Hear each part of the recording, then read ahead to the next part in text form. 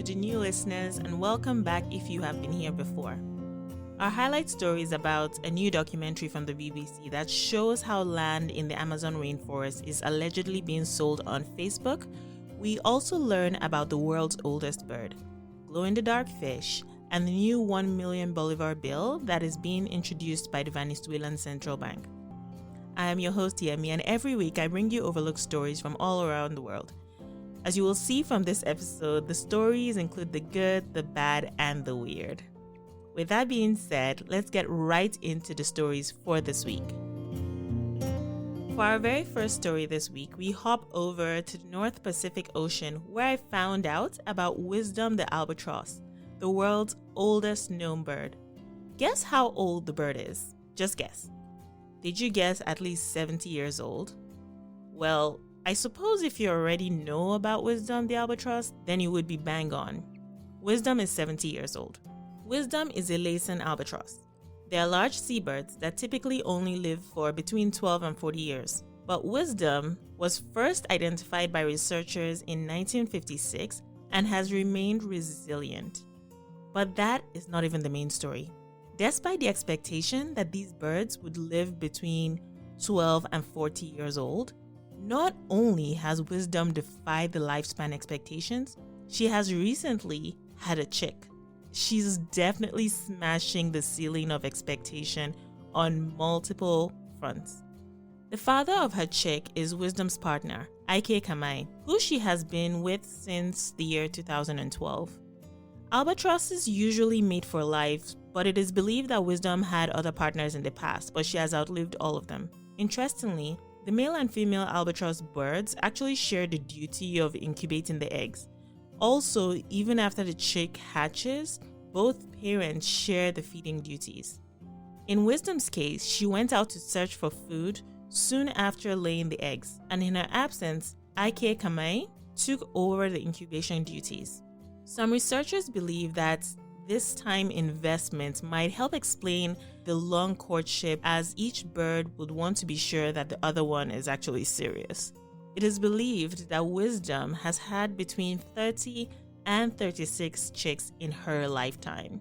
This bird is older than me. If I greet, am I supposed to say ma'am? Like Madam Wisdom? No, I guess not. According to a recent investigation by the BBC, there are brokers on Facebook that are selling off pieces of the Amazon rainforest. Among the areas for sale on the internet, there are pieces of protected land that, by Brazilian law, have been declared public territories that are intended exclusively for the indigenous people in those areas. Some of the areas sold are apparently as big as 100 soccer fields and are able to fetch about $35,000 each.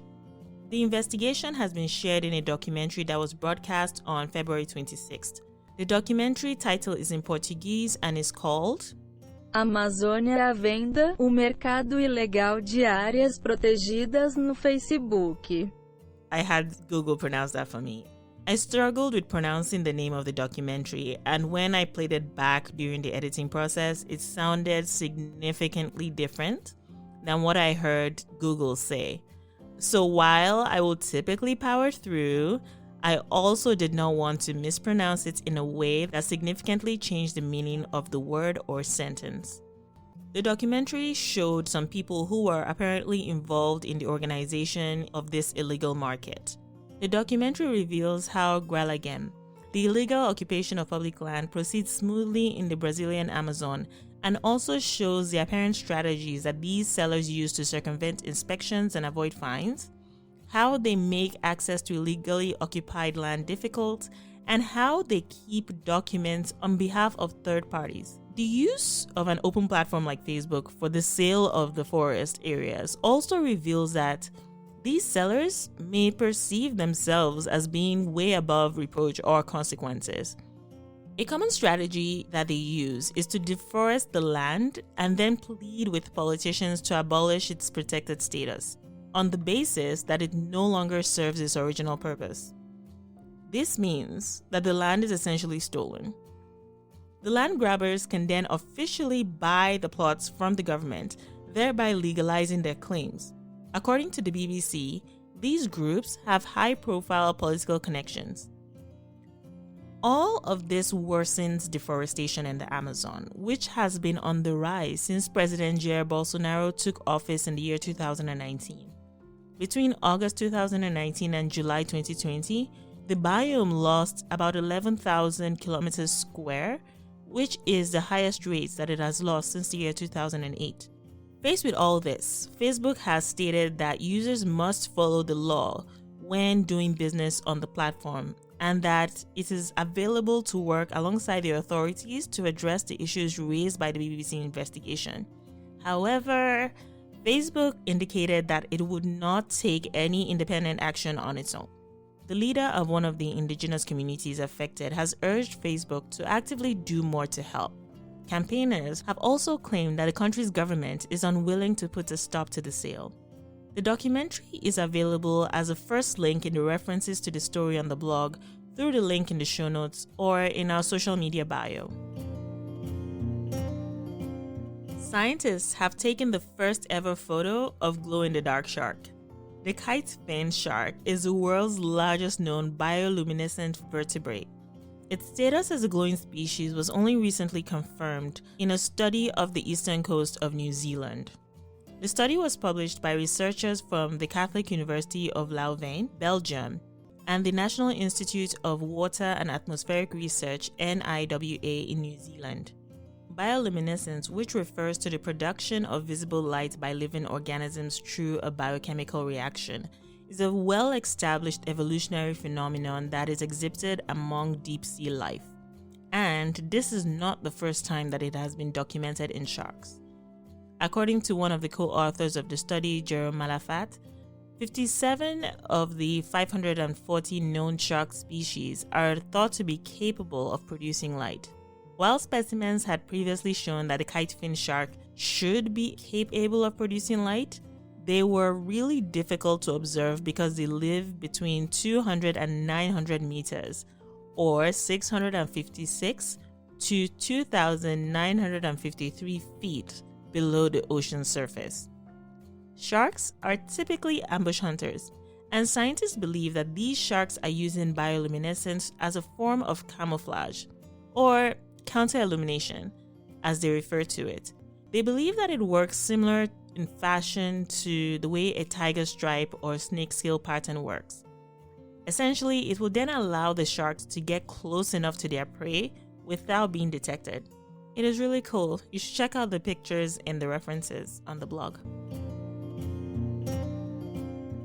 Back in the year 2019, a Californian company called Gateway Foundation released plans for a cruise ship-style hotel that would one day float above the Earth's atmosphere. Fast forward a couple of years, and the hotel is set to be built by Orbital Assembly Corporation, a new construction company run by former pilot John Blinkow, who also heads up Gateway Foundation. Orbital Assembly Corporation recently released new details about its ambitious project of building its space hotel, which it plans to call Voyager Station. The company is planning to start building the hotel in the low Earth orbit in the year 2025 and expects that it could be operational as early as the year 2027. They shared illustrations to show what the out-of-the-world hotel might look like. It appears that the insides will not be very different from the luxury hotels we have here on Earth, but the views will be very different. Space tourism is becoming an increasingly hot topic. There are several companies trying to make it happen, and these include Richard Branson's Virgin Galactic and Elon Musk's SpaceX.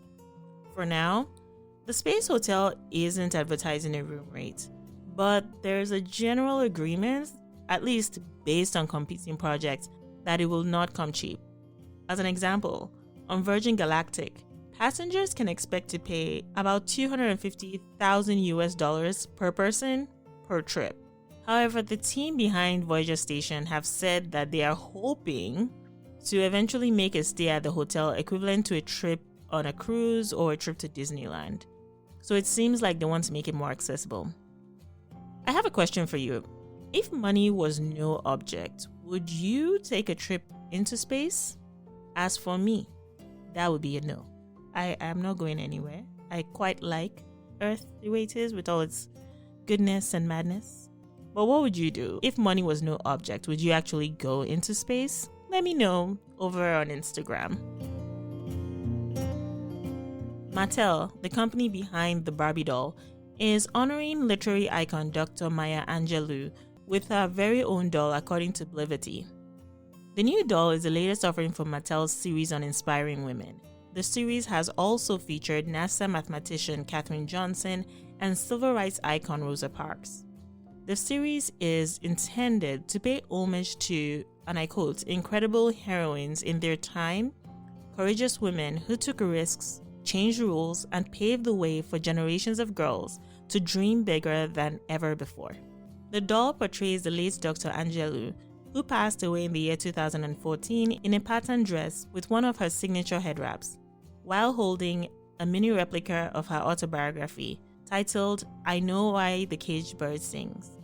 Mattel has been working on new initiatives to make their dolls diverse and inclusionary.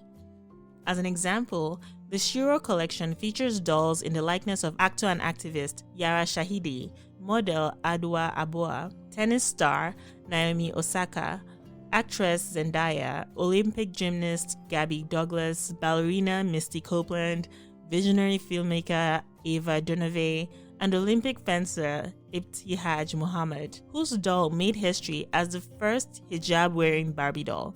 Over the course of her life, Dr. Angelou received 50 honorary doctorate degrees, was a prolific teacher, writer, author, and activist. In the year 2010, she was awarded the Presidential Medal of Freedom, the highest civilian honor in the US by President Barack Obama. She also made history as the first Black American and female poet to ever speak at a presidential inauguration when she recited On the Pulse of Morning during President Bill Clinton's first inauguration on January 20th, 1993. Inclusion matters, and it's good to give credit where credit is due.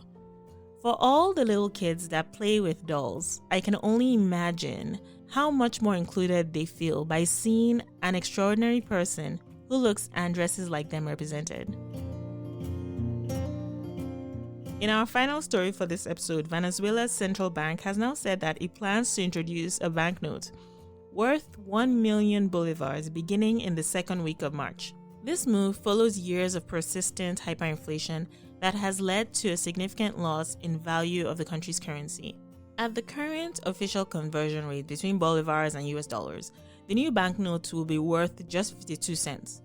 Interannual inflation was running at 2,665% as of January, according to the Venezuelan Central Bank. The once prosperous oil-exporting nation's economy has been in a tailspin for several years, spurred by a collapse in oil prices that then led to a drop in export and a gaping fiscal deficit. The US, along with a few other countries, have also put sanctions on the Venezuelan people, businesses, and oil entities, which have made exports more difficult and imports more expensive. The central bank said it will introduce a 200,000 and 500,000 bolivar banknotes to circulate alongside the 10,000, 20,000, and 50,000 bolivar bills that are currently in circulation. Over the past few years, various Venezuelan governments have turned to printing their own notes in different denominations just as a way to get out of the spiraling inflation. With that, we're wrapping up the episode for this week. So remember to celebrate the progress that you've made. Small, periodic changes add up over time. With that, have yourself a great week.